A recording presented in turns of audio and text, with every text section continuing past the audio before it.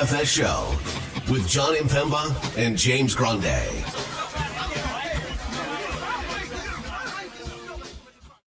What is going on, FANation? John Impemba here with James Grande. Welcome into the Fantasy Alarm NBA DFS Playbook live show. It is Wednesday. We have 8 games on the main slate. They gave us the 10 p.m.er.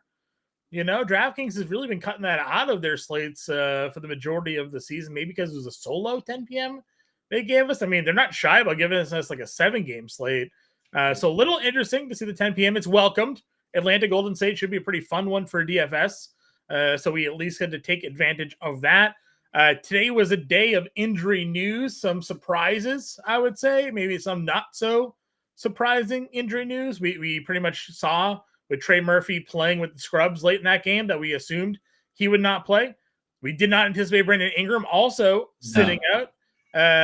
Yves Missi, questionable to play in this game as well. Pelicans very shorthanded after releasing Jalen Noel.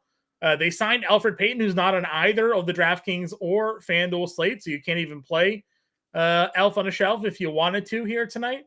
And then they're going into Cleveland to face, or they're going into Cleveland to face the Cavaliers, who have ruled out Darius Garland, they ruled out Karis LeVert, they ruled out Dean Wade, they ruled out Isaac Okoro, they ruled out Sam Merrill. They did not rule out Donovan Mitchell, and we got to let them know early today. Maybe that indicates an early exit from that game. We'll see.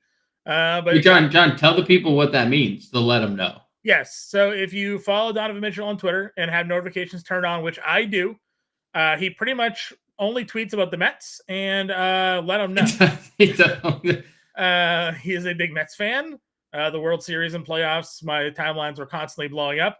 But on game days, when Donovan Mitchell is playing, he tweets out hashtag let him know. Which is also the branded Cleveland Cavs hashtag this year as well. So you get that going for you, but you'll know whether or not Donnie Mitch is playing on a slate because usually between 4 and 5 o'clock, Donovan Mitchell tweets out hashtag let him know. Today we got that at like 2:30, 3 o'clock or something like that. So super early. Ring the alarms for that one, John. But he is playing. So we got Mitchell, Allen, and Mobley active for tonight. Ownership is live on site. You'll see Ty Jerome. You'll see Craig Porter, 2 of the highest expected roster players on the slate for those reasons. We also got a surprise upgrade to questionable for Isaiah Hartenstein. The days of Jalen Williams center eligible will be coming to an end, thankfully. And we'll get him back in his power forward spot, where that means we can then play him in 3 different spots in our lineups, which is great. But Hartenstein looking like he is going to play tonight against the Portland Trailblazers. Now, upgrade to questionable doesn't mean going to play, but it's a pretty good sign that we could be getting Hartenstein back from that broken hand that he suffered during the preseason. So we have that news to cover as well. What else do we have here? Giannis is obviously in. Curry, we got Maxey upgraded to questionable. Don't have any indication yet if Maxey will play, but good signs again, moving to questionable because Kyle Lowry is going to miss the next couple of weeks. I think it was. So good timing sort of for Maxey to return with Lowry out of the lineup there. So a lot of injury news to come. Some injury news we've already gotten. Our guy, Justin Carlucci, making his Fantasy Alarm debut today on the Playbook. That is out live for all of you right now. You can go check that out. And if you're not yet a member of the Fantasy Alarm family, we got the 7-day free trial still going on. You can go check out tonight's Playbook as part of that 7-day free trial. FantasyAlarm.com/win or scan that QR code right there on the screen. I'll also shout out to all of you. James, we passed the 8,000 subscriber mark today. Couldn't have done it without all of you tuning in here and every day. If you're not yet subscribed, hit that button, hit that share, that like. It's a free way to support the work we do here. Each and every day we go live for you to break down this slate. So all of that said, housekeeping and rant ended. James, we got 8 games to talk about tonight. Yeah, I mean, it's a mess. So we're gonna do our best to take you through everything. The Pelicans are an absolute abomination, and it's like kind of no fault of their own. They're actually hurt outside of Ingram and like Murphy coming off a serious injury, right? So he's not like Zion's hurt, Murray's hurt, McCollum's hurt, Alvarado, Murphy, or Hawkins, like they're all hurt. So they're just the unluckiest team in the NBA. But I mean, it is going to be a nightmare situation trying to figure out what they're going to do. It's a 14-point spread. So, like, what does Cleveland do on the flip side? Yep. We said it on the show last night. Mitchell and Mobley played 38 and 40 minutes. They're active. Like, Yep. I know Garland looked terrible, and like you and I speculated, and we even said it on the show. Like, we thought Mitchell would be the one to sit. I tweeted out I thought both of them could sit. I still think we're not out of the woods here with Cleveland yet, since they're still an hour and a half or 2 hour. How many times has Mobley popped up with a late questionable illness tag, right? Like, and Jared Allen was dealing with something literally last week, right? So I don't think we're out of the woods completely with Cleveland. The Jalen Green news, I think, looms pretty large in what Houston could look like without him, and the short rotation that they could look like. We're still awaiting some big Indiana stuff. So there is a ton of stuff to go. We're going to walk you through it. Tonight's slate doesn't lock for an extra half hour than normal. So we might not get anything during this show, and we'll do our best to like talk through these messy situations. But if you most importantly, if you have questions, please ask. And probably more importantly, we'll hit the thumbs up button. That's maybe more importantly. But the most important thing, John, stay hip to the news. Yeah.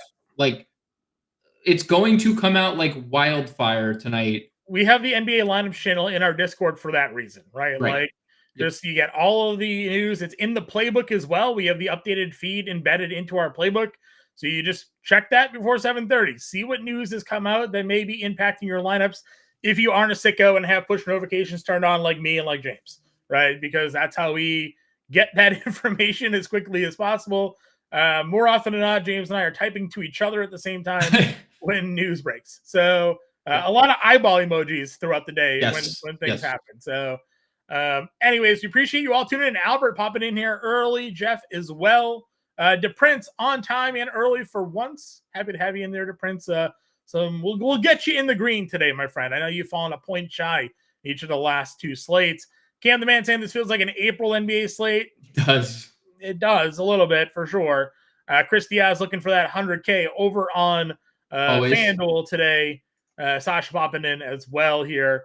That's just popping in with a good morning here. Good morning. I don't know what time it is for him. That works. Warren's popping in as well. So, guys, if you have questions, comments, throw them in there. We'll talk this one too. Fran Sharp, Cat Hunter. We'll talk about the breakdown of that as well for the late slate. I know a lot of you guys play on both sides, FanDuel and whatnot, so we're good. Richard in here, first-time watcher. Well, thank you, Richard. Happy to have you in here. If you have any questions, throw them in the chat. Hit that subscribe. Again, we do a preview show every night, release around 10, 11 o'clock, get you ready for the next day, and then we go live at 5 p.m. to break it all down for you as well. All right, we made everybody wait long enough. Enough people are in the chat. If you haven't understood our delay here, we like to get everybody in as early as possible here to get the most maximum viewership. So we got about a couple hundred of you in that chat right now. So let's get in. Shooting point guard position. SGA at 10-5 against Portland. Harden 96, Trey 95, Booker 92, Steph Curry $9,100 is what we got going on here to the top five guards. I mentioned on the show this morning and loved the the Steph Curry price at $9,100. SGA brought OKC back late in that game, fell shy, but should be a fun one here. Yeah, it should be a fun one. The type of point guard I think is interesting in general. A lot of the higher roster spend ups are in the later positions that we'll get to. Obviously Giannis being number one, because you can play anybody tonight. Yeah. There's no restrictions on like what type of lineup you want. If you want to build stars and scrub, it is very easy because of all the cheap pieces in that first game that we have on the board. So SGA is perfectly fine. I mean, it is like clockwork, 50 plus fantasy points every single time he's extended. There's obviously a higher ceiling than that. I think it's only going to help him playing with Hartenstein if Hartenstein does suit up, just given how good of a screener is. And we know how good SGA is going to the basket. That is a recipe for demolition moving forward. So SGA at 10.5 makes a lot of sense in tournaments. I'm not really in on James Harden tonight. I think it's a really tough spot. Not that he's even needed to shoot the ball well, to get there at this price. Yeah. But Orlando's defense is they're just suffocating. I mean, let alone Jalen Suggs. They're the second rated defense in the NBA right now. They start with intensity. They come off the bench with intensity defensively. Like, that is their identity. So it's just not my favorite spot to go to James Harden. And you would think, like, no Norm Powell, this would be an advantageous spot. It's just not. But if you want to get to him in large field stuff, you can. Trey is definitely interesting. I don't know if we'll ever see that game again. Like, 7 shots and 19 assists is such a weird outcome for Trey Young. Not the assist necessarily, but he's just a high volume shooter that took 7 shots. And could that be Keon Ellis or De'Aaron Fox related? Yeah. Could it be Keegan Murray size? Yeah. I mean, all those things are possible, but even if Jalen Johnson's out, like, it would shock me to see Trey Young not 2.5 to 3x those attempts. It was good to see the 19 assists. At least it wasn't a complete bomb, right? Like, Yep. You were talking about that early in that game. You're like, he's already got 7 assists in like 3 minutes. And he ends up finishing with 19. What could have been had he got the shot going. Right. Not the first time this year that's happened. He had that matchup was against Washington earlier. Didn't really shoot the ball well. Still had 13 assists though, and kind of helped carry some of his fantasy points across the line. Booker 92 point Booker here against the Knicks, and then Curry.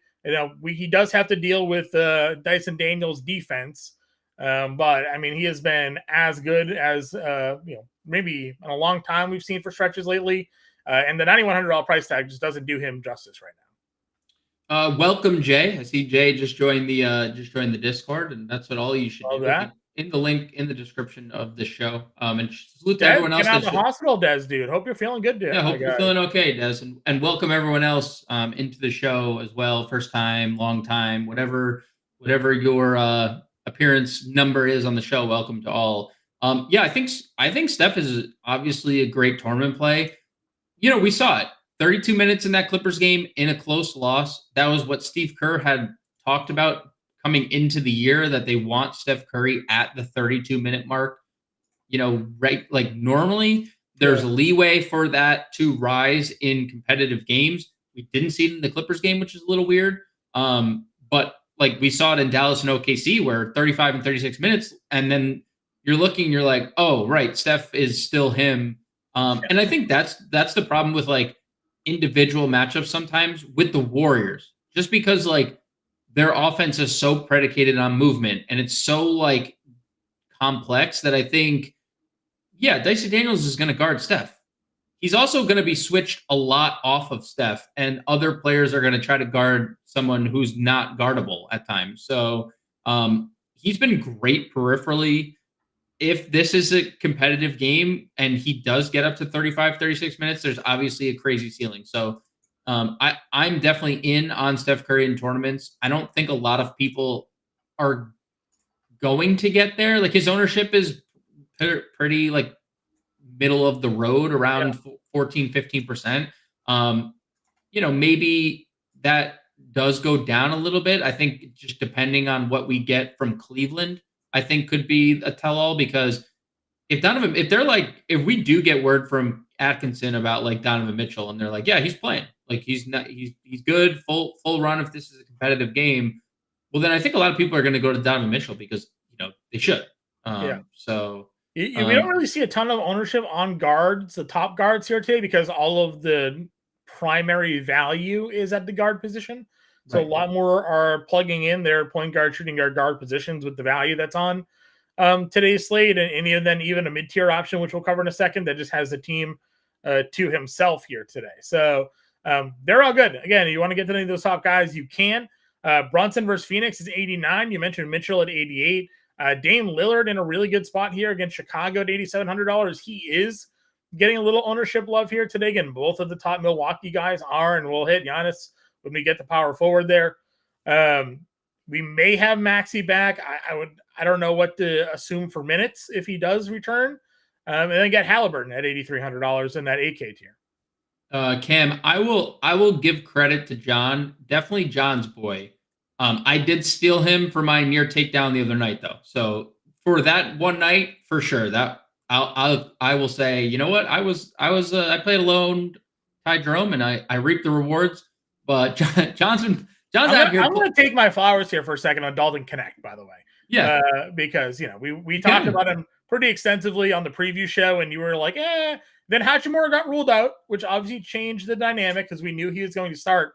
But like I was steadfast on playing Dalton Connect almost regardless of the situation last night, and he was everything you wanted and more. And then you were like, everybody should be playing Brandon Miller. And we're like, well, no one's playing Brandon Miller. And then Brandon Miller went off and went for 55 fantasy points. So if you tuned in yesterday, we had quite a call on this show here. So hopefully we can have some similar calls here tonight as well. Talk to me about this 8K range. Anybody for one outside of obviously Mitchell that you mentioned that you'd be looking to build around? Yeah, I like Brunson a lot. Back-to-back double-doubles. The assists have been really consistent. The scoring has been Jalen Brunson-esque. So if you land on Jalen Brunson, they're catching Phoenix at the best time. Phoenix has lost a bunch of games in a row, obviously banged up. So great tournament play. Dame's a great tournament play. We said in the pre-show, I think the two keys with Lillard returning from concussion, 36 minutes, check, 18 shot attempts, check. Like, he missed. Okay. Dame Lillard's better than a 33% shooter, right? So I think those are the most important things. Now you get a massive pace up spot. Bulls are number one in pace. They also lost their best perimeter defender in Patrick Williams today. He was officially ruled out. So definitely like Dame, 87.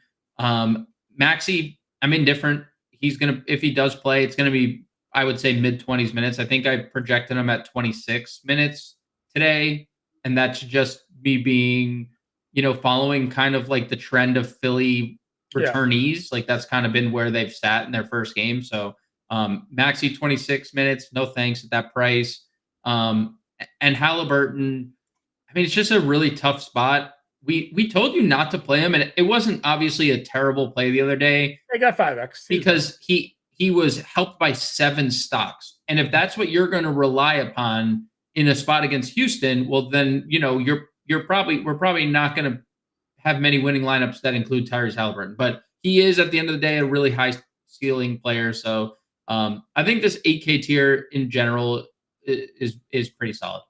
The cover of our playbook today is Fred VanVleet, $7,100, has that matchup at home against the Indiana Pacers. He's also on the cover of my underdog pick'em article as well for today, liking the PRA, 30.5 for Fred VanVleet here today. Obviously, the points alone the last couple of games have been elite. We don't know the status of Jalen Green here tonight, but he's filling up the stat sheet. He's giving you steals, knocking down some shots, and the volume of shooting has been a little bit of a breath of fresh air as well here from VanVleet. Where does he rank for you on guard play tonight? So if Jalen Green's in, I think it's a very safe floor play. If Jalen Green's out, there's a serious ceiling. I mean, we're talking about the leading usage getter or usage bump getter on Houston, nearly 5%, 4.9%, up to about 25%. He's also averaging 1.2 fantasy points per minute with Jalen Green off the floor. The offense is going to, in that instance, flow through VanVleet and Şengün. Not that it doesn't already, but Jalen Green's obviously a very ball-dominant player. So if there's no Jalen Green, VanVleet would be right at the top of the list. This is a great spot in terms of pace. Indiana's bottom 10 in defense. They have, unless Shepard plays, I mean, they lost all their best perimeter defenders already in Neesmith and Nembhard. So I would be clicking VanVleet faster than a lot of people if Jalen Green were to sit, and I'm perfectly fine with it if Jalen Green plays. Okay. Brandon Boston is actually where a lot of ownership is going to. I mentioned before, there's a guy on here that now basically has the team to himself. There will really obviously be other players around Brandon Boston here today. But none of the top tier guys that they've been playing with due to all the injuries. I mean, he's been pretty good, but he's been playing with other players. Now he's the sole guy. Like, do we get 20 plus shots tonight out of Brandon Boston? I mean, Does he come off the floor? Do we get 42 minutes? What do we think here? I mean, they don't have active bodies. I mean, they're missing an entire team of rotation players. They're missing 9 of their top 10 players. Yeah. He wasn't even in the rotation at the beginning of the year. So is Ives Misi the only guy that's not hurt and he's questionable that is like actually in their opening night rotation? I mean, was JRE in their opening night? No. So like yes, but he also got taken out in blowout last night, and I don't know if they obviously have that option anymore, because they cut Noel. That would be someone that would get blowout run. Yeah, I mean they obviously had a plan, I think, going into that game, knowing they were willing to extend Murphy to get him his minutes. Right. So they probably knew ahead of time, like if this gets out of hand or when it gets out of hand, Boston sits, knowing that he'll play the second leg there. We don't know the inner workings, but as soon as we saw all the starters leave the floor except Murphy, you and I were watching the game together. We're like, he's not playing. So yeah, I mean, he's going to take a lot of shots. He's obviously going to have the ball in his hand more than anybody else. So yeah, I mean, 6,600. Thankfully, we could play him at shooting guard because all the value is like just point guard eligible. So I think he sits better as a shooting guard. But yeah, I mean, I absolutely think he's in play. To IC3's point, since we're talking Brandon Boston, it's Brandon Boston versus Josh Giddey. I don't love the Giddey play, but I will admit that I think there's a chance for him to have a greater minute ceiling without Patrick Williams, because the same thing's happening to Giddey as it was in OKC.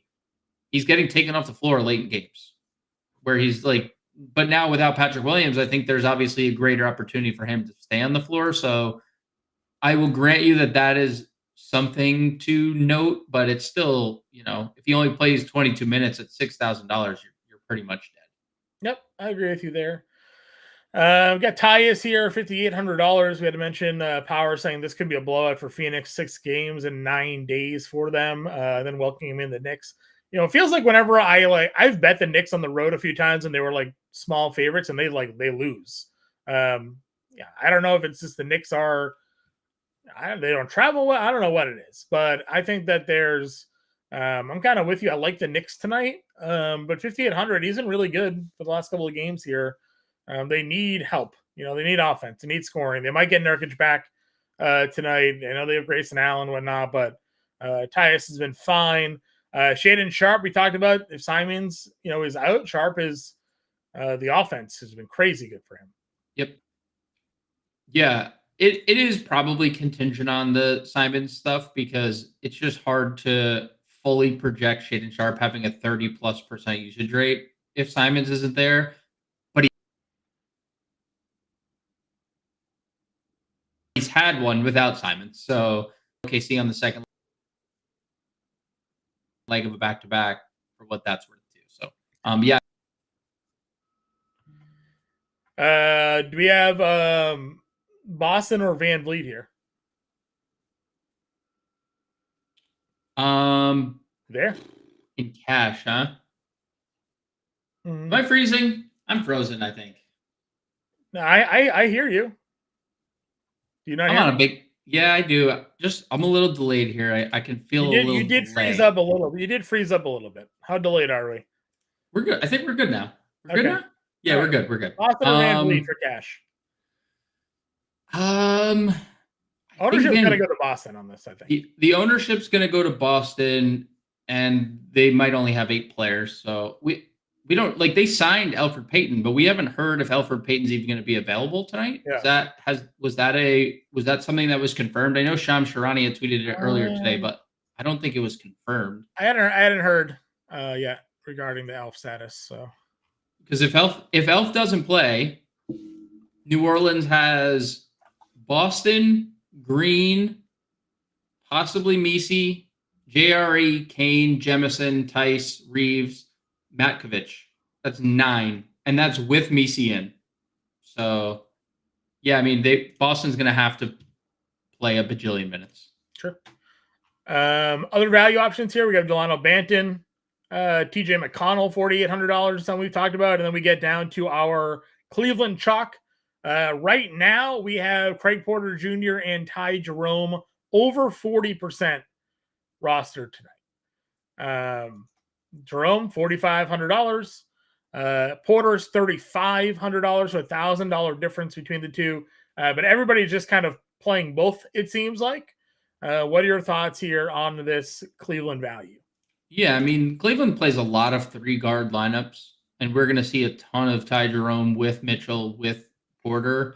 And we saw last night. I mean, Ty Jerome played 28 minutes off the bench. That was in a game with Sam Merrill, with Darius Garland. Neither of those guys are there tonight. So you can fully expect Jerome to clear 30 minutes. So I think he's a lock and load for me at 45. Same thing can be said about Porter. 3,500 for Craig Porter. Craig Porter is a great fantasy point per minute producer. Has been basically every time he's stepped on the floor over the last couple of years. And we've seen it the last 2 nights. Like, he has been sitting right at a fantasy point per minute, and his price really hasn't gone anywhere. So you can safely play most of the Cleveland value. And like, at least, with Porter, like, he's playing regardless. He's probably the starter for Garland, right? I would assume Jerome would start. I would assume they could start the 3-guard lineup, just given what New Orleans has. They're without Merrill, who they started yesterday as well. So my guess would be Niang, because Niang ended up playing 30 minutes last night and like was basically playing over Merrill all but every minute, sure, except like the start of the first and third. So my guess would be Niang, but I mean, you could be right. They could just go all 3. I would assume the starting 5 is Jerome, Mitchell, Mobley, Allen, Niang. That would be my guess. And then Porter's your first man off the bench. I think they go to Tyson tonight, who was their first round pick. They go to Travers, who is like 20 something points per game in the G League so far this year. So that would probably be my guess of like if they're playing 8, and then they could obviously go to like, I think I gave JT Thor some minutes tonight, and they always can go to Tristan Thompson if they're playing 10. It'd be an interesting ownership flip, because right now basically nobody's playing Georges Niang, 9%.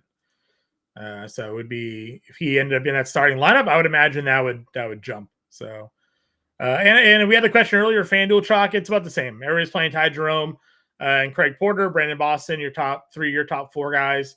We'll hit the shooting guard now. We'll talk about one of the other more popular plays on this slate as we work our way again down towards some of the value, but up at the top, these guys we've discussed with Booker or Mitchell. We got Desmond Bane at 72. We got Zach LaVine at 71. We have Dyson Daniels up at 7K now. How would you rank those 3 7K shooting guards?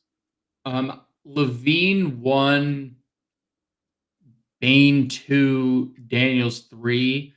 LaVine's in a great spot. Great spot. It was super low the other day.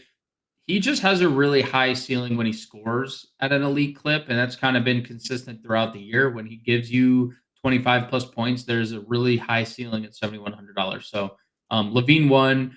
I'm not afraid to go back to Desmond Bane ever. And when you look at Memphis tonight, way more shorthanded than they were last night. No Smart again, no Contra, who was playing last night, no Vince Williams, who was playing last night, right? So they're missing 3 guys that are in their rotation. Edie's not playing again for the next few games.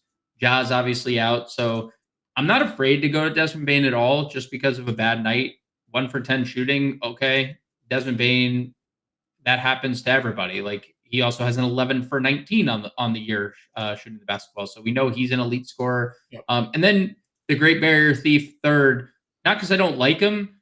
I'm just ranking him 3rd. You want to talk about good defenses. Golden State is that. Golden State is a super, has been this year, super good defensively. So I'm good with all 3 of them. That's just how I'd rank them. LaVine, Bane, Daniels, but again, like all 3 of them. Sure. We've been playing a lot of Mathurin lately. Do you find Mathurin or Kobe White tonight appealing at all? Yeah, I mean, I think Kobe White's really appealing in tournaments, just given the Milwaukee matchup, bottom 10 defensive team, and like they're not even like playing their best defenders. Like they started Andre Jackson last game and played him 4 minutes. So I'd be good with Kobe White in tournaments. Also good with Mathurin in tournaments if Indiana's shorthanded. I mean, we don't know the statuses of a lot of players. Like Shepard was at shoot around, obviously trending towards playing. Miles Turner, no news on Miles Turner. He's questionable, but it looks like he's going to play. But if those guys are out, I understand Houston has a good defensive team, but Ben Mathurin's been a super good rebounder and a super efficient scorer. So yeah, I think both are perfectly fine in tournaments. Yeah, Kobe White had the 65 fantasy point game against Milwaukee in game 2 of the year. So, or 60 fantasy point game, 35 actual against Milwaukee game 2. Cameron, we did hit up Mitchell. We do like him, but we're also a little bit worried here. I mean, New Orleans is playing nobody tonight. This one could be a blowout by the third quarter, and Mitchell may end up sitting out some of this game, and they go to their reserve. So he could also go out there and have 55 fantasy points in the 3 quarters, and you'll be more than good there. So it's a good price. It's a good spot for him. Great matchup. There's just a little, obviously a little concern there that he may not get all the minutes. Mid-tier options for us here. A lot of we've talked about. We have Amen Thompson. We had the comment earlier about Amen somewhere up here. Power mentioning in Amen. I mean, you and I feel the same way about Amen Thompson and Tari Eason. Like, we're cool playing them anyways. Obviously, if Jalen Green gets ruled out, it just helps. It helps, right? Anybody being out of that rotation helps those two play more minutes. But we've been playing them regardless. The pricing, is obviously bumped up a little bit, but still comfortable enough given the production we're getting out of him, and we know what the ceilings can be with these two guys. Yeah, and there's always the nightly, if Dylan Brooks doesn't stay out of foul trouble, then Thompson or Eason get extended. And if Jabari Smith isn't making shots, well, then Thompson and Eason are getting extended. So there's multiple lanes that Amen Thompson and Tari Eason can get extended. So play 4 positions, Yeah, they do play a ton. Shout out Dwayne. Little GPP showdown last night. Shout out to you, Dwayne. Great news. It is great news. Congratulations. So yeah, I mean, Thompson is good. Obviously, Jalen Green was getting a lot of ownership earlier in the day. That's changed. If he doesn't play, Thompson, shooting guard, small forward, is going to be a super popular pick. Yeah, I did a handful of underdog battle royal drafts today and just took Amen Thompson in the 6th round of all of them. It's like if Jalen Green is out, great. If he's not out, okay. Still might go for 40 at round 6. So happy to get there. Craig Porter or Kevin Porter Jr. Our issue with KPJ is we're not sure he is the guy that gets the minutes, right? Like you're thinking it's Amir Coffey that ends up playing for Norm Powell tonight. Kevin Porter Jr. could still get the minutes, but I think a little bit more confident in Craig Porter, but all the ownership is on Craig Porter too. So if you want to be maybe a little contrarian, you could go the KPJ route. We also have Javonte Green. He might be if he's small forward only. Might be small forward only. Shooting guard. Okay. No, that's Jalen Green. Javonte is power forward. All right. Well, I guess we'll talk about Javonte Green and power forward then. He is getting a lot of ownership love. So we'll talk about that when we get there then. Brook Lopez or Goga at center. I mean, Brook Lopez has 50 bombs in 2 of the last 3. It's Brolo in a tournament, but it's Brolo in a tournament. We like Şengün a lot tonight, so we'll get there when we get there. Any other shooting guards for you? Yeah, I mean, there's Antonio Reeves, who, he has not played a lot. Yeah. But he's 3K and he's one of 8 players that are on their roster that couldn't get minutes. So shooting guard, small forward, $3,000.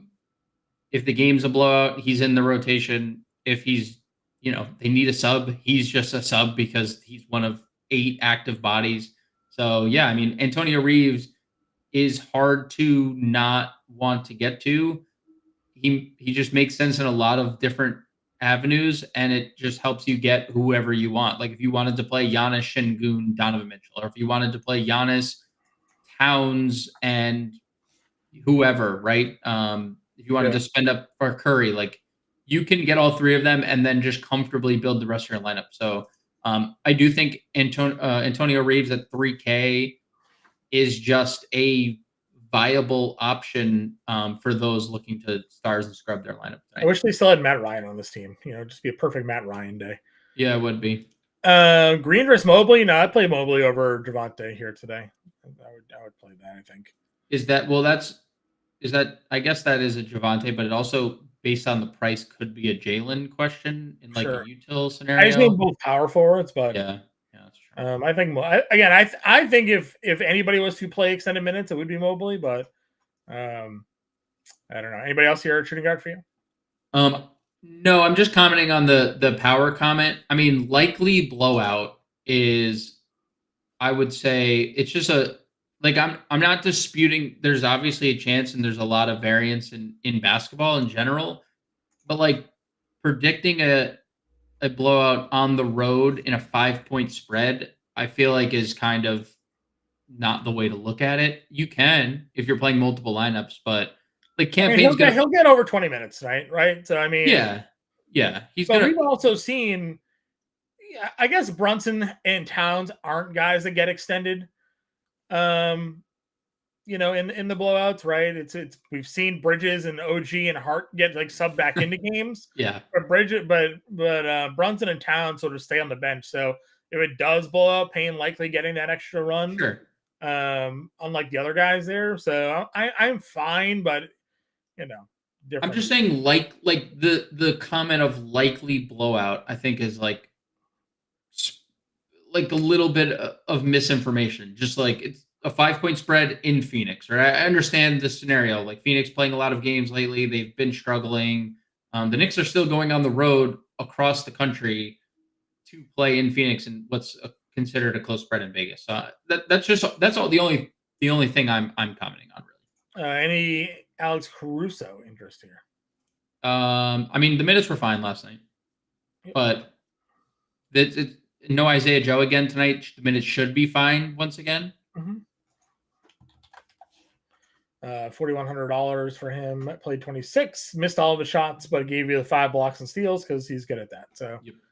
And then Ty Jerome will play. He's one of the highest projected roster plays of the slate. So Cameron, if you want to fade chalk, then don't play him. But he's about 40% in tournaments here tonight. So, small forward, Franz Wagner, 9K. We had a comment here earlier. I think it was Cam the Man popping in way earlier. Where is it? Death taxes and Franz Wagner owning your favorite basketball team. It's not wrong. It's not wrong. He is worth the 9K, but again, we're all trending towards Giannis here. But there's enough value that you can get Giannis plus another spend up and like 1.5 spend ups most likely. So if you want to go Giannis Wagner like tonight, you certainly can. Yeah, I think like this is a really bad game environment in general. Yep. Very slow paced teams, 205 implied points. I think that's lower than what we talked about on the pre-show. I think it was like 206.5. It's now, 205. Franz is the whole team. I mean, 32% usage rate. Sands, Paolo Banchero, and Wendell Carter, both those guys obviously out again. And we've said it repeatedly that when he plays full complements of minutes, there is just massive upside because he just stuffs the stat sheet, takes a lot of shots, has shot the 3 better than last year. So if you want to get to Franz, he's literally scoring like a third of their points, right? They scored 98 and 94. He scored 31 and 29. Right. So quite literally a third, right? Right. So like he's pretty much giving you a third of their points. So even in low scoring games, it doesn't seem to matter if he's taking 25 plus shots. Oh boy. And we have a birthday narrative. No, Antonio Reeves' birthday. Oh, okay. He must be delayed then. I was like, where are we going? He typed it Cards typed it a little bit ago. All right, well, that's fine. We got Antonio Reeves' birthday narrative then. I'm in. I like some birthday narratives. I thought we had a Wagner birthday narrative. It's like, oh, he is going to go for 100 today. He was talking about Javonte Green versus Mobley. Yeah, listen, again, I mean, yes, Evan Mobley is a really, really good defender. We talked about it last night. I'm not going to, Tatum cooked whoever was on him, and most of the time, it really wasn't Mobley. They just switched off him and had Tatum go on much easier. Jordan Niang, ended up on a few highlight videos in the wrong end last night. So, yeah. All right. So we got Wagner up at the top, Paul George, Josh Hart, guys in this mid tier that we've kind of talked about here already. Highlighting anybody here that we've discussed or haven't discussed that you like? I just looked up. Franz Wagner was born in the year 2001. In case anyone wanted to get old. Not his birthday. Nothing really that we haven't talked about until Santi Aldama. I think Aldama's a little bit interesting. It's obviously hard to predict Memphis, but no Zach Edey. More shorthanded than normal without Vince Williams. And we saw last night with Edey out and Williams, kind of leaving the game, definitely leaving the game. 33 minutes, obviously went nuclear. There's a chance he enters the starting lineup again, just on the back of playing so well last night. And he played so well for them starting earlier in the year. So maybe some Santi Aldama at 62, Tari Eason, Amen Thompson, both like perfectly fine mid-tier plays. DeAndre Hunter is a tournament option. Risha Shea. We had a question on Hunter earlier. Would you rather play where was it? It was Franz and Sharp or Cat and Hunter? Put it on the screen. Cat and Hunter or Franz and the first one. First one for sure. If Simons is ruled out, first one for sure. So Hunter's here. Obviously, we had a really good Hunter game, and he only played 25 minutes of 3 straight games now, or 2 straight games since coming back. Over 20 actual, 3 straight on his actual season of over 20 actual. So the offense has been really good. Now, no Jalen Johnson obviously in that game, but JJ's questionable. Yeah, he's. I guess that's the kicker also. Right? Johnson's questionable. So like that question becomes probably a coin flip if Johnson also sits in that scenario, which we're just not going to know because that game's at 10 p.m. Yeah. So Dort's going to play the minutes. Hopefully he has a better shooting night. He still had 12 rebounds last night. Dude, he's been nails. Say what you want about Lou Dort. He's been nails. Yep. Let's see here. Got Aaron Wiggins, $4,700. Go to Jamal Cain. Just get to Jamal Cain. Just get to Jamal Cain. Everyone's playing Jamal Cain. Yep. I get it. Again, John, you and I we've done this show predating COVID, right? Predating the COVID season. We've been doing this show for a long time. Yeah. Right. Do you remember all the games where there was 8 players and teams that weren't expected to keep it close, kept it close, and but at the end of the day, even if they didn't, they were playing 8 guys, right? So I heard your tone of voice when I said get to Jamal Cain. I heard the sigh, and I understand the sigh. But we need, in situations like this, if they do only have 8 bodies and like 40 minutes, it doesn't matter, right? Like, he is $3,800 playing in basically every scenario, right? Because like, what good does it do New Orleans to take Jamal Cain off the floor? Right. Jamal Cain's gonna like play in whatever scenario like they need him to. So I think it's just a situation where if they have 8 active bodies, like Ives, Misi sits, and then that's it, and we're like Elf is not available, or he's available, but he's obviously new to the team, so possibly not playing. So apparently Elf Payton was actually with them during training camp and just got cut. Okay, so he's fully possibly like incorporated into the system. And he was with them all through training camp and then just got let go. Okay. I'm gonna go find the Shams tweet, but I think it's worth the value. I get he's 3,800 is not like a 3K play like some of the other Pelicans we've mentioned or just Cavs we've mentioned, but just with how short-handed they are, I don't see a scenario where he's not playing a pretty healthy amount of minutes here. Sure. What's his ceiling? 25, 27? I mean, maybe it could be higher if he's playing 42 minutes and just by like opportunity, like he's taking shots and things like that. He hasn't ever really been a productive player when playing. He did have a point per minute this game against the Lakers. He's been fine. So, but 3,800 again on this slate, people are getting him. They're using all this value to go play up for Giannis and another player. So, did you know Elfrid Payton was teammates with head coach Willie Green? There you go. Cameron campaign's going to take the Miles McBride minutes. Well, and the starters are just going to play more. They played DDA. Like, I think that's probably the 8th guy in the rotation, but Kolek, I don't think it's no. Who? Kolek? Maybe they went 2 games ago. DDA was the 8th guy, and they just played and it was like 10 minutes. I don't think it's anything of like real distribution because in a competitive game, Josh Hart that game played 46 minutes, so it wasn't like it was real distribution. It just the starters just played more. So, sure. And then we had Chris Dunn.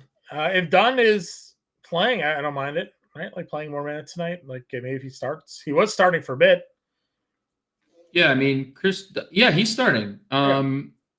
But the minutes haven't been great for him lately. They have not. The 5th starter is the question. I think it's going to be Amir Coffey. Could be Terrence Mann because we've seen Terrence Mann start. Ultimately, I think Amir Coffey is the guy who benefits the most regardless. They could dust off Jordan Miller 3K. He was great in the preseason. Amir Coffey 41. If you had to pick Coffey or Kane tonight. I mean, I would always pick Coffee in the mornings, but I'm playing Kane in the evening here. Always hot coffee in the morning, never hot coffee at night. And then we got Modest. What do we think? He was getting some early ownership love, but it's since dissipated. I'm not. I mean, we don't know. What are they going to do with Giannis, right? It's like, is he guarding Giannis? They're going to put him on Giannis. I hope not. I mean, well, I hope so. I guess, right? Like you were pray for the Bulls tonight. They're up against it. Jerry is getting some love again. Pretty much everybody on that team is getting love. Jerry's just above Kane. He's the 3rd highest player on the slate. So yep. That would be a guy that I would trust to play because I've seen him be a productive NBA player playing minutes. So Dort locking up Sharp tonight, possibly. Lindy Waiters played high school ball with Trae Young. Cool to know. And then disrespecting Daniel Tice like that. Guy's a former defensive player of the year in the German league. In the German league before we were all born. It is not crazy to fade the Pelicans, but like you just gotta think about their situation where like they have potentially 8 players. I think things would probably change if Elf is available because he is a high usage player and you can't play him. So that could obviously take away from some of the other like Reeves or, possibly Brandon Boston and like anyone that would handle the ball. But yeah, it all depends on what your starting scrub lineup kind of looks like, right? I mean, right. Because if those guys get you 20 fantasy points and then Giannis goes for 70 and you get SGA and he goes for like you're probably in a tough spot with everybody else who played those guys there. So Zubac or Şengün? I'm going Şengün here, Cameron. Let's get back to the slate. We'll get to like the center. We'll get to the center. Power forward here now. Yeah. We'll talk about Iguodala power forward as well. Power forward again, Giannis. We don't really need to expand upon it. I mean, this is the spot for most players in the league. Chicago, up-tempo, high-paced team. Not great defensively. They don't have Patrick Williams, who is a good defender. That would have been the guy defending Giannis tonight. Rebounds have been insane. He's got double-digit assists. He's got at least 2 blocks in like 6 straight games as well. And you know what the scoring upside is. So, just tremendous ceiling for Giannis here tonight. I'm not adding anything. Tremendous ceiling is correct. Yep. There is Jalen Johnson. Would you play him against Golden State if he's in? Always is a high ceiling player in tournaments for sure. Okay. Triple J, Mobley, Siakam, and Hart in your 7K range. Yeah, I like Triple J in tournaments. I don't think a lot of people ever really get to him despite the like super high usage rate player. And you had said it yesterday. We're starting to get the blocks and steals back. 6 of them yesterday. Didn't obviously shoot the ball well, but again, plays solid minutes. 17 shots were great. I mean, like Mobley obviously has an insane ceiling. He largely plays shifts. You look at some of the numbers. I mean, he has really good numbers without Darius Garland this year. So if you think that this game has any way to stay close and Evan Mobley gets anywhere upwards of 30 minutes, then yeah, he is obviously in play, but you probably can only trust that in tournaments. Siakam for me is contingent on Turner. Like I like the price, but I don't like the matchup. And if Turner is in, that just takes away a lot of the upside from Siakam in the front court. So that whole tier right there are tournament plays only, including Josh Hart. I mean, Josh Hart obviously has a 48-minute ceiling, but isn't always like he is a super low usage guy. Warren likes Draymond here tonight. You've kind of talked up Draymond a little bit lately. What are your thoughts on him against this Atlanta matchup? We should start listening to Warren a little bit with the Klay Thompson call last night was true. A solid one. Yeah, I mean, I think Draymond's looked really good.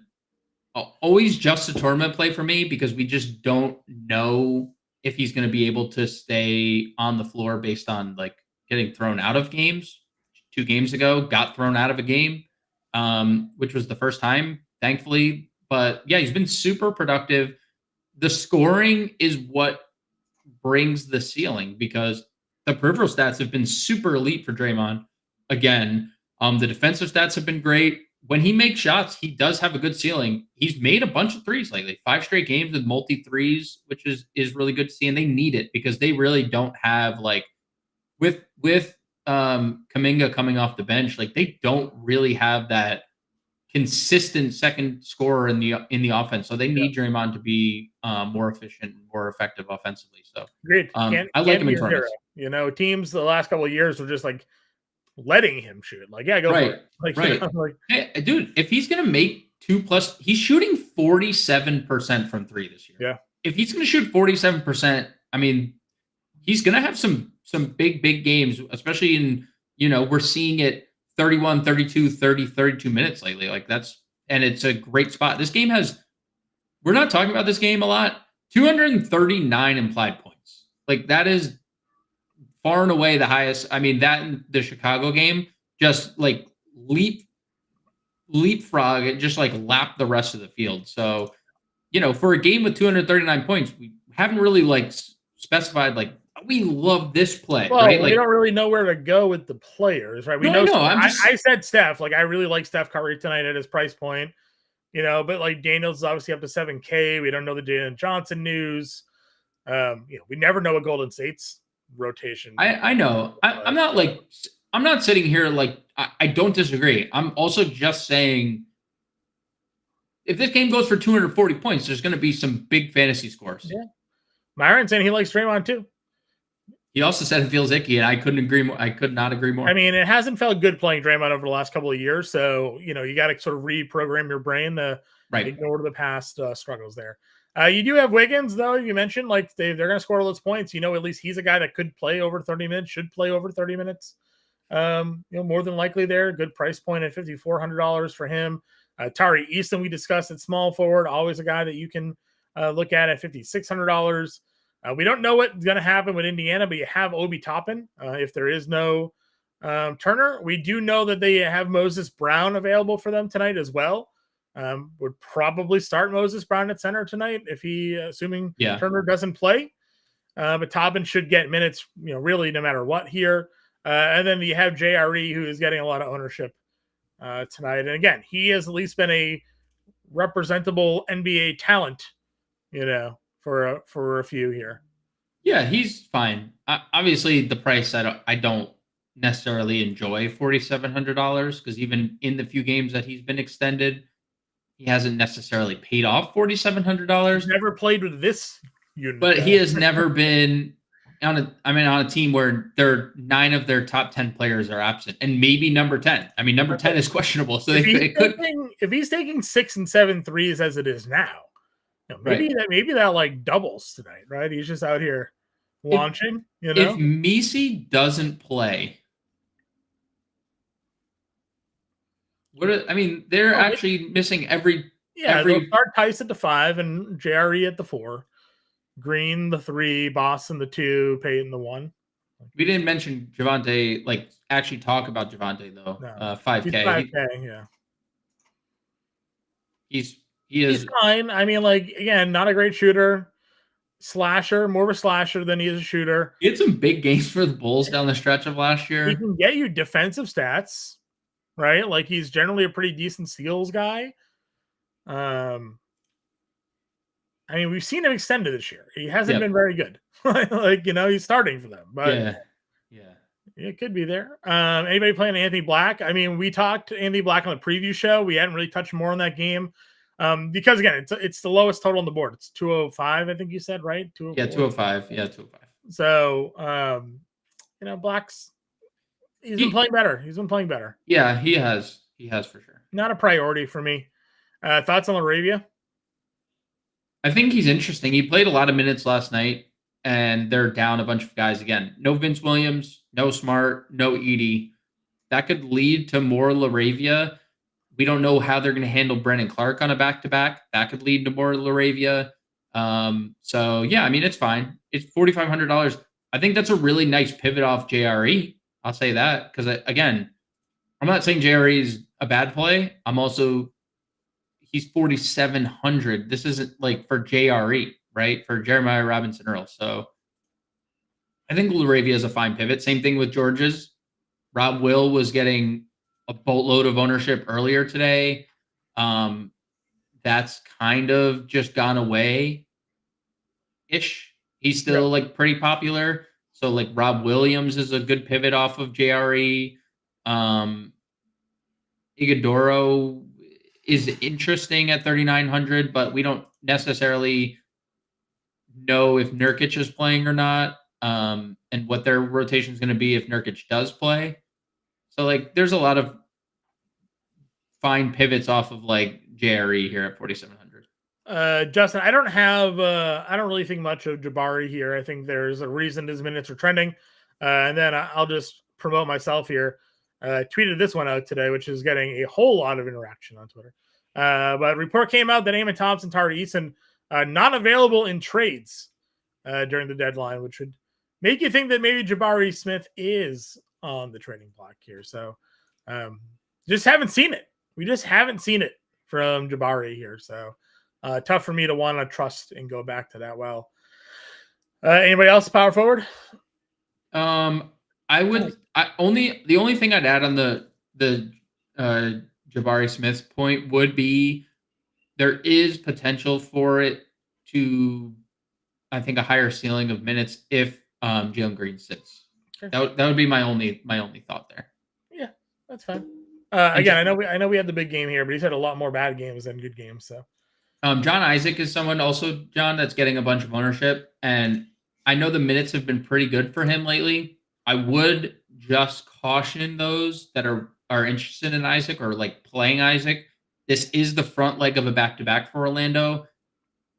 Always a little scary with him, right? Where he might play mid-20s minutes tonight, and then tomorrow he plays 15. But we've also seen for a couple of years just how they've handled his minutes on. Last back-to-back we just saw it. He played 14 minutes against Charlotte and then 22 against Indiana on the second leg. So I'm not saying that's exactly their blueprint, but it is worth the mention that a lot of people go into Isaac and we don't really know what his minutes are going to look like on the front end of a back-to-back. Sure. Pat will to miss at least 3 games with the foot injury that he is dealing with. So we'll see what happens there. All right, center. Got Giannis, as we talked about, up tier, dual position eligibility. You got JoJo Embiid after getting called out. Minutes have been good the last couple of games. 20 actual in this one, 8 rebounds. Did not play well, obviously. Hasn't looked great. But do you think maybe getting called out by Maxey is something that would, light the fire in Joel Embiid tonight? Whether the fire is lit or not, he just hasn't looked healthy. So the minutes are great. The peripheral stats look like they're coming back. Didn't take a free throw for the first time since 2018 in that game, which is bizarre because we know how good he is at getting to the line. He also hasn't missed yet. So, yeah, it's just, you're making 150 lineups. You have a couple. I took the over 22.5 points for Joel Embiid tonight. I think it's a good spot for him. I mean, yeah, if they're gonna keep running out this small lineup, they don't really have the option to go against it. Like with Jaren Jackson, who doesn't want to play center, is playing center. He's also super foul happy against a guy who goes to the foul line a lot. So, but like I'd say the problem is I'd prefer Towns for cheaper. Like Towns is going to put anyone in Phoenix in a blender. You mentioned the Jalen Williams thing, moving back to a traditional power forward. Also, probably playing a little center still because Hartenstein's not going to be. Yeah, he's not going to play 35 right Yeah, so, Jalen Williams has been an absolute monster since Chet has gone down. I prefer Vooch, even though Vooch is in a really tough spot. Like, Brook Lopez is obviously a great defender. Yeah. But Şengün is like one of the better center plays of the day. I mean, 39 minutes in the Bucks game. He is 2 triple doubles, preceding that game. So 8K, we've said it ad nauseum. Like every time other than that Milwaukee game, which gives, a little insight to how good Brook Lopez is defensively. Every game he's been extended in this year, he's smashed at this price tag. Like this price tag does not represent the player when he is extended. So Şengün's my favorite center on the board today when we're talking about like 8K and up, but that would it's hard to get to him. Circling back to Embiid, it's just hard to get there when the rest of that tier is so elite. 10 to 11K cat on DraftKings might be returning soon. I agree. I'm surprised he's not there already, honestly. Mid-tier options, you have the Cleveland guys. You have Zubac here. We'll see if Turner plays or not. Brolo, 6K. Again, 50 bombs in 2 of the last 3. I mean, we know he can block shots. The steals have been good. The rebounds, 7, 8, and 10 in 3 of the last 4 have actually been higher than usual for Brook Lopez here. What do you think we get, though, in this spot against Vucevic? I mean, Vooch is not a good defender. Nope, the Bulls are not a good defending team. So, number 1 in pace, 23rd in defense, or is it 23rd? It's 24th in defense. I mean, it's you can play a lot of Milwaukee. There's not a lot of Milwaukee to play, but you can confidently play Dame, Giannis, and Brolo, and in a tournament. So, I think when the 3-point shot is falling, Brook Lopez is a really high ceiling guy because the stocks are great. The rebounds have obviously upticked lately. So, yeah, I think there's a realistic chance at high teens, 20-point actual game if his shot is falling. Yep, agreed. Anybody else here as we work our way down into the value range? Capella is always a play in tournaments. Just you got to guess. I'll just group Capella and Okongwu together. Whichever guy plays more minutes has the ceiling. Just has been like consistently the case. Capella's been really good regardless. I mean, 26 plus fantasy points in like 8 straight games. But we saw before this last game, Okongwu had back-to-back double-doubles, almost went for 40 bombs in each. So you could play both of them. If Messi plays, he's a super active player, only played 23 minutes last night. If he doesn't play, we're in for Trey Jemison and Daniel Tice at the center spot. And that I was going to point out the Jemison and Tice thing. Daniel Tice has been out of the rotation. So, if Messi doesn't play, I'd expect Jemison to start over Tice and Tice be the backup. They could ultimately even just play Jerry as the small ball center if they wanted. So we'll see how that all plays out if Messi gets ruled out, right? We don't know if Messi's going to get ruled out or not, but if he's ruled out, obviously there's a lot of scenarios that New Orleans can roll out there. Just had a question about Clingan. I mean, probably feels better if Hartenstein plays, right? Because, I don't know. We've seen teams are not necessarily going away from the traditional center against OKC. I mean, Charles Bassey and Zach Collins combined to smash them last night. And we saw Zubac smash him a few games ago. But it just feels like Clingan would be out of his element. Like the shot blocking is the true key. And if they're in man-to-man, where is he going? The OKC spreads the floor and shoots a lot of threes. So I'm indifferent about it. If Hartenstein plays, I'd be more likely to get to Clingan because I think there's just more upside with him. Yeah, I feel better about Rob Williams over Clingan. I think anyways, but I mean, to be fair, I'm not disagreeing with you, but one is going to start.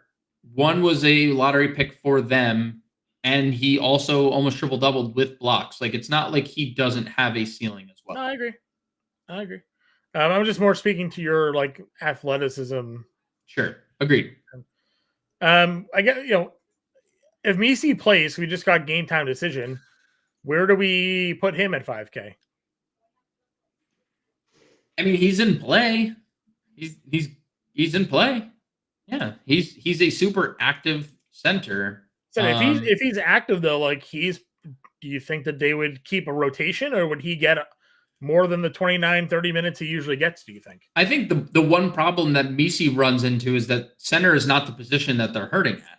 It's, their guards. Like, they're down all their guards and their wings. Mm-hmm. They have 3 centers that are still available, 4 technically. We didn't talk about Matkovic, who is probably going to get some run off the bench too. So I would say he's probably not looking at anything like extra in terms of minutes. Mike, we do show FanDuel love. If you have FanDuel questions specifically, you can throw them in the chat. We're happy to help you out. Obviously, a lot of the analysis we give from terms of actual player matchups is transferable site to site. We mentioned some of the ownership already here today for FanDuel. So if you have a FanDuel question, let's throw them in the chat. We'll help you out. Not a big deal. But let's build a lineup. How much value are we eating? I'll just plug in Giannis now. And then Porter, Jerome. Yeah, well, unfortunately, both point guard eligible. And I think that's brings you back to the point that you made earlier about why no one's getting to the other point guards. Yeah. Okay. What Pelicans are we playing? Kane, Boston. You could play Reeves at 3K. I think there's obviously a good chance. He might start. Şengün. Yeah, Casey Wallace was good last night. He was good. He has a really low floor, but he was good. Rather Steph or Franz. Talk about the gameplay of that game. Sure. Yeah, I mean, I would say Steph. I'll go Steph, but it's close. Franz has obviously been an elite usage player. If he did, I like Gaiman a lot, but we have 6,600 for a forward. It's not really much to do there. What do we have? 60 or a shooting guard? I guess that's only guard. Yeah, the problem with that is that obviously move Reeves, play Boston. Yeah. And then we're just playing all the bad value with Giannis, Şengün, and Curry as our stars and scrubs. No dollars left over. Yeah. To Warren, your question about there is a scenario. Teams have done that a lot, right? Other teams have matched against Cleveland or against Milwaukee to match the size. If I knew Jalen Smith was starting, which we'll know, he'd be one of the best values of the slate. Unfortunately, he's only a center, which kind of sucks. But he is a super high ceiling player. There's obviously foul trouble risk as well. I think I would lean Dame in that spot. I just worry about Mitchell not playing a whole game here. If I know we don't talk blowouts, but if it gets out of hand. Yeah, I mean, if it gets out of hand, it obviously gets out of hand, right? There's blowouts, and then there's teams not having their best 10 players like that. They're 15 I mean, that's favorites one. tonight, so. And both teams are on a back-to-back. This isn't like where New Orleans is catching them after an exhausting loss last night. Like, yeah, they are, but they also lost by 40 last night. So, yeah, I'd go Dame, Brunson, Donnie. You could play them all. I mean, if that game stays close, Donovan Mitchell has 60. Dame, if you fade Giannis, I don't think you need to fade Giannis to play Dame. I think you can probably play them both, but you could probably play them both, or you could obviously in that scenario not play Giannis. We had the question earlier on ownership of Giannis, like it was like 60. I think he said was he like over 60%. We're only showing Giannis coming in around 25, 26.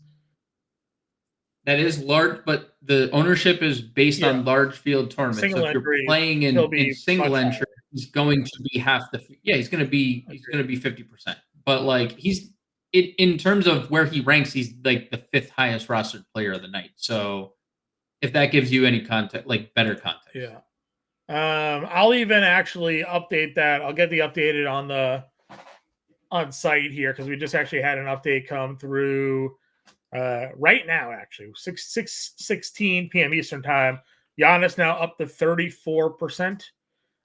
Porter, JRE, Brandon Boston, Ty Jerome, Giannis. Your top 5 projected rostered large field tournament plays on DraftKings tonight. Not really surprising. Yeah. So that's what you got. Again, Giannis is not shocking to see Giannis's ownership rising with all the value on the slate. So that's where we're looking. Where would you prioritize Banton if Simon's out? Listen, we've been on the Banton trade since last year, as most of the DFS community has been. He's been a fantastic fantasy point per minute guy this year.